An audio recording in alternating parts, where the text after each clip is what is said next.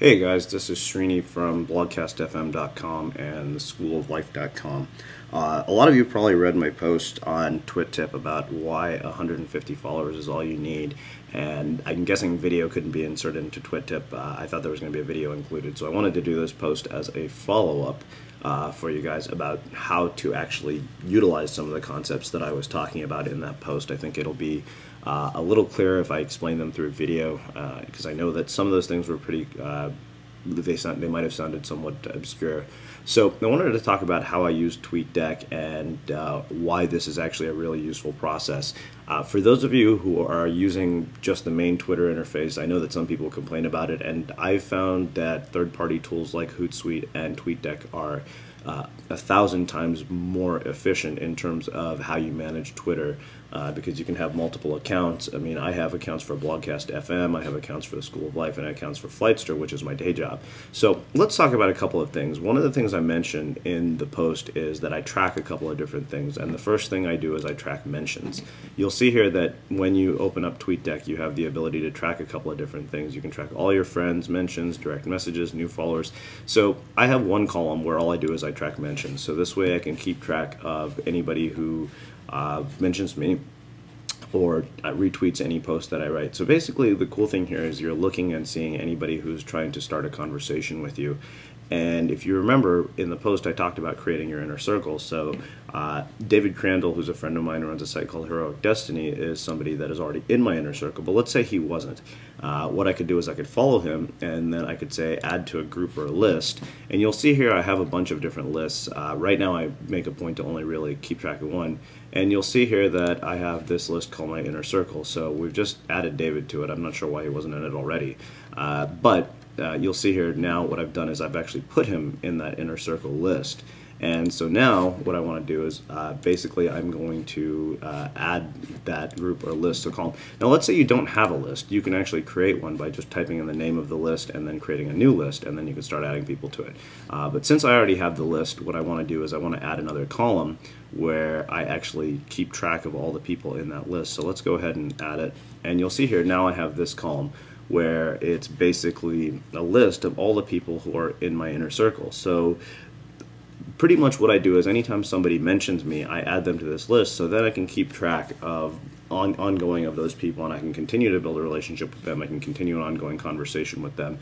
And the cool thing about this is you're actually focused all your efforts on Twitter on the people that truly want to engage with you. Each one of these people has either had a conversation with me or tweeted a post or something, and I've done the same for them. And the cool thing is that you go from just treating it as a broadcasting tool to truly using Twitter as a conversational tool. And the value of doing this has been absolutely tremendous.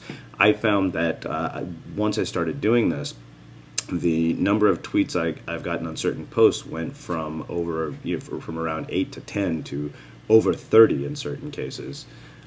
So this is pretty cool. Another thing I do is I track mentions of Blogcast FM, which is the podcast that I run.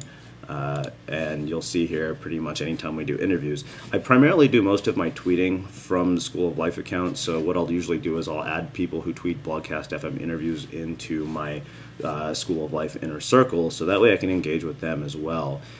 Which I think this is really cool because, again, you're really focusing all your efforts on the people who are interested in engaging with you. So I want to show you one more thing that I thought was really interesting.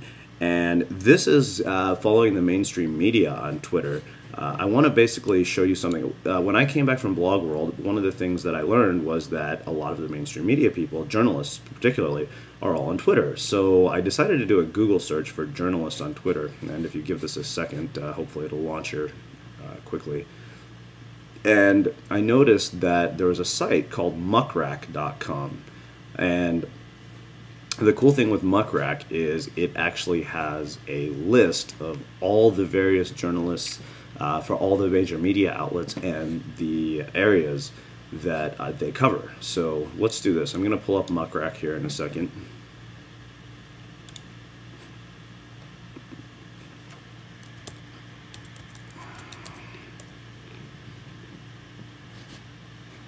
And you'll see you have journalists on Twitter.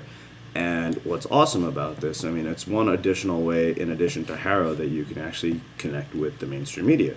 And you'll see here basically you have all of the major news sources, and you can even look at the people by the category they cover. So let's look at travel, since that's one that I work on for my day job. And what you'll see here is if I go to travel, if it comes up here in a second, it's a little slow, you'll see here that I can look at people. And I don't recommend you do this mass follow thing, but the cool thing is I can see exactly what media outlet each person works for.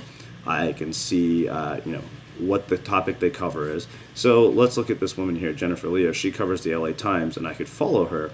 And so what I did was I actually created a list of journalists related to the industries that I was interested in. So here you'll see basically I have a list called the journalists and media.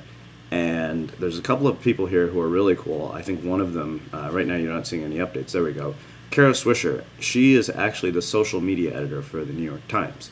So I think these are fairly influential people, but I think what's interesting here is that you have an opportunity to build relationships with the mainstream media just the same way you do with anybody else on Twitter.